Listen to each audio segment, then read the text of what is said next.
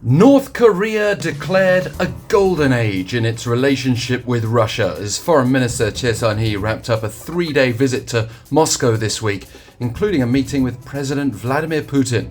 Both sides were fairly tight-lipped about what was discussed during Choe's stay, but we can still get a strong sense by picking out some key statements and reading between the lines.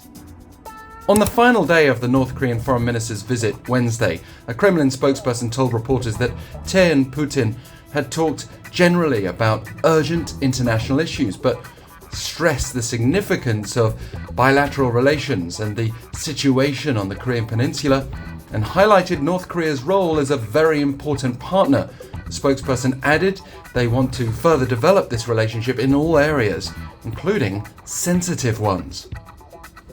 That word, sensitive, stands out given global concerns about arms trade between the two countries, including claims that the North's been supplying Russia with weapons for its war in Ukraine, not to mention suspected Russian support for North Korean military technology such as spy satellites. Obviously, discussing the situation on the Korean peninsula also suggests Russian interest in ongoing military tensions between Pyongyang and Seoul, which already has American backing. Another Russian spokesperson said they'd confirmed their commitment to resolving regional tensions triggered by the irresponsible, provocative actions of the United States and its allies. And while that implies standing together in the face of military strengthening by the US, South Korea and Japan, North Korean state media said they'd discussed ways to closely cooperate and keep pace with each other for ensuring the regional and global peace and stability.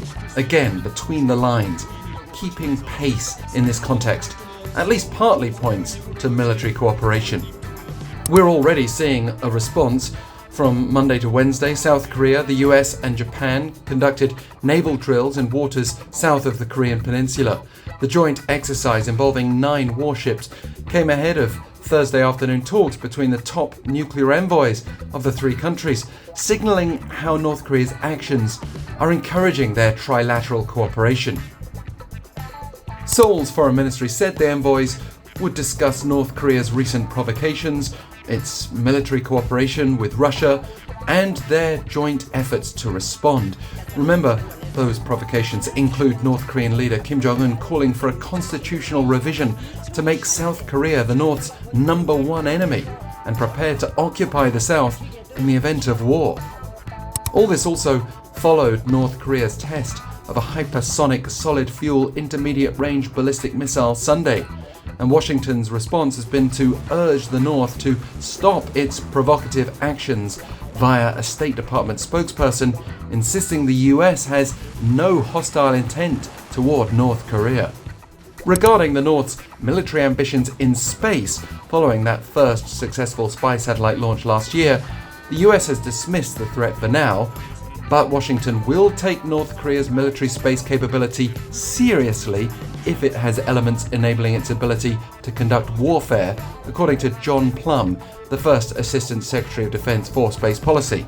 But clearly, North Korea's threat level is only going in one direction for now, particularly with Russian support and the apparent fruits of Foreign Minister Choe's visit this week.